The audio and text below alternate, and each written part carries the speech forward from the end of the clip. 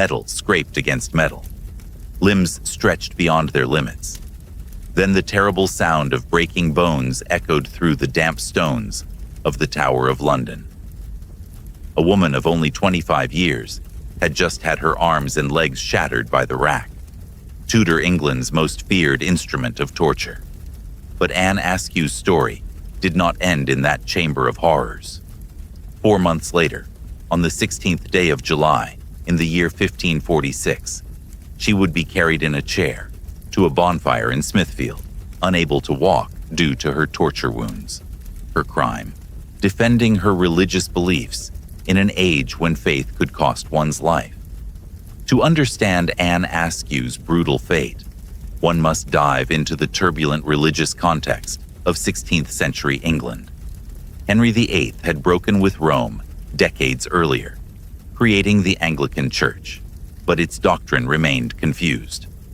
Traditional Catholics competed for space with Protestant reformers, while the king navigated between both sides according to his political interests.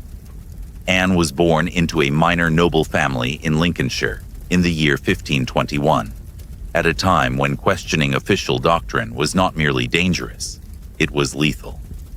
From a young age, Anne demonstrated exceptional intelligence and an insatiable thirst for religious knowledge. Unlike women of her era, who were discouraged from studying the scriptures, she devoured biblical texts and theological treatises. Her family, initially proud of her erudition, soon realized their daughter had embraced dangerously reformist ideas. Anne questioned transubstantiation, the Catholic belief that bread and wine literally transform into Christ's body and blood during Mass. For her, communion was merely symbolic, a position that put her on a collision course with the authorities. The forced marriage at 15 to Thomas Kyme, a conservative Catholic, should have silenced her convictions. Anne, however, refused to be domesticated. She abandoned her husband and 2 young children, a scandalous act for the time, and moved to London, where she joined circles of radical Protestants. She began preaching openly, challenging not only civil laws, but also social conventions that demanded women's silence on religious matters. Anne's situation became untenable when she began distributing prohibited Protestant literature and publicly questioning Catholic sacraments. In the year 1545, she was arrested for the first time on charges of heresy. During interrogation, she demonstrated theological knowledge that impressed even her inquisitors. When questioned about the Mass, she responded with doctrinal precision that rivaled that of trained theologians. Her eloquence, however, only worsened her situation. An educated woman defending heresies was seen as doubly dangerous.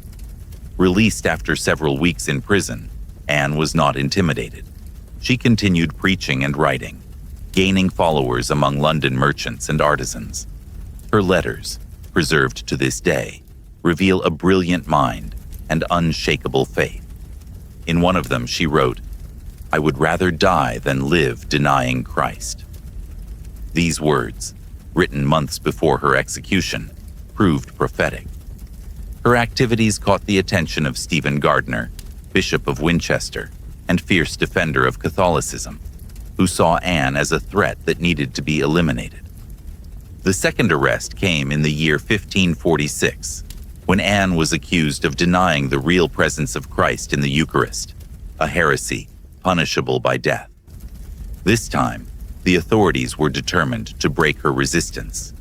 She was taken to the Tower of London, where she would face Tudor England's most feared instrument, the rack.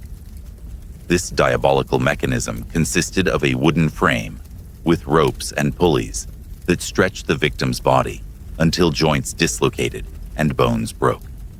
It was torture reserved for the gravest crimes, rarely applied to women. The 29th day of June in the year 1546 marked one of the darkest episodes in English history. Anne was led to the underground chambers of the tower, where the rack awaited amid damp, dripping stones. Chancellor Thomas Wriothesley and his assistant Richard Rich Men who would become symbols of Tudor cruelty personally supervised the torture. Anne was stripped and bound to the mechanism, her wrists and ankles tied to ropes connected to the pulleys. Initially, they applied moderate pressure, hoping fear would make her confess. Anne, however, remained firm, reciting psalms while her joints were forced beyond natural limits. Furious at her resistance, Wriothesley and Rich ordered the executioner to increase tension. The sound of breaking bones echoed through the chamber when her arms and legs were irreparably damaged. Still, Anne did not yield. Her willpower was so impressive that the executioner himself, moved by pity, refused to continue. In an unprecedented demonstration of sadism, Wriothesley and Rich personally took over operation of the rack. They applied so much force that her limbs were dislocated and severely damaged, making it impossible for her to walk. Her body became so damaged that she completely lost the ability to walk. When finally removed from the torture instrument, she had to be carried in a chair back to her cell.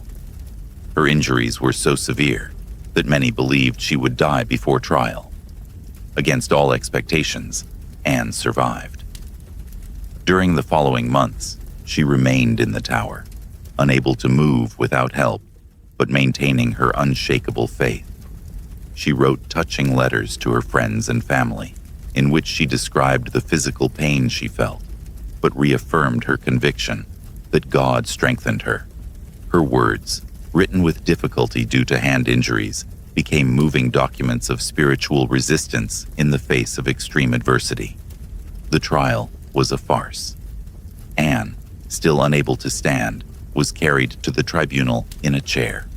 When questioned about her beliefs, she remained unyielding. She denied transubstantiation and defended every Christian's right to interpret Scripture. Her eloquence, even amid physical pain, impressed those present. The verdict, however, had been decided from the beginning: death at the stake for heresy. The sentence would be executed at Smithfield, the same place where other heretics had perished. The 16th day of July in the year 1546 dawned clear in London. A crowd gathered at Smithfield to witness what would become one of the most impactful executions of the Tudor era. Anne was carried in a chair to the execution site, her shattered limbs making any independent movement impossible. Executed alongside her were John Lascelles, John Adams, and Nicholas Belenian, all condemned for heresy. The scene was both impressive